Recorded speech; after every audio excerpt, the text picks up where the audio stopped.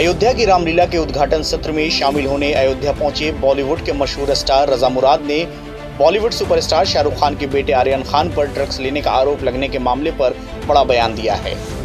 रजा मुराद ने कहा कि इतने बड़े मुल्क में इस काले कारोबार को रोक पाना आसान नहीं है। रास्ते बहुत से हैं, हमारे मुल्क के आसपास कई पड़ोसी मुल्क हैं जहां से इसका कारोबार किया जा रहा है। इसे रोकने का काम इतना आसान नहीं है। दुनिया के किसी भी देश में ड्रग्स पूरी तरह से समाप्त नहीं हुई है। इतना जरूर है कि हम इस पर काबू पा सकते हैं। इसके लिए जरूरी है कि हम अपने बच्चों को अच्छे संस्कार दें।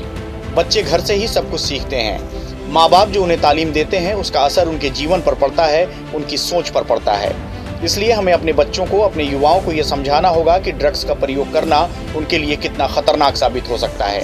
वहीं रजा मुराद ने कहा कि हम आह भी करते हैं तो हो जाते हैं बदनाम, वो कत्ल भी करते हैं तो चर्चा नहीं होता।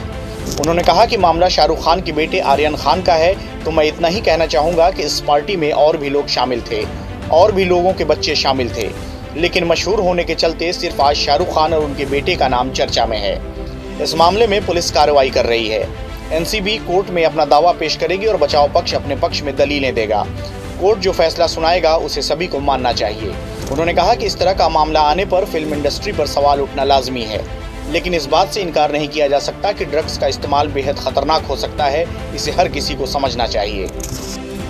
अब साहब इतने रूट्स हैं आने के, इतने हमारे पड़ोसी मुल्क हैं कि उन्हें रोकना जो है, मैं नामुमकिन तो नहीं कहूँगा लेकिन बहुत मुश्किल है।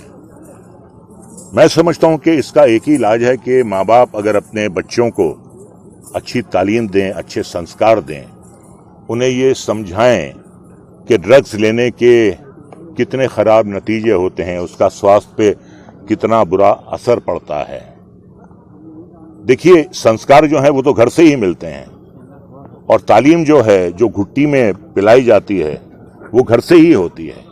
अगर माँ बाप भी अपने बच्चों पर नज़र रखें, उन्हें समझाएं ड्रग्स के नुकसान, उन्हें देखते रहें कि उनके स्वभाव में कोई परिवर्तन तो नहीं आ रहा है, तो मैं समझता हूं कि काफ़ी हद तक ड्रग्स जो है वो उसका सेवन कम हो सकता है। लेकिन अगर हम ये सोचें कि ड्रग्स का सेवन जो है पूरे तौर पे बंद हो जाएगा, तो दुनिया के किसी भी मुल्क में आज तक ये पूरे तौर पर बंद नहीं हो पाया है। इसे कम किया जा सकता है।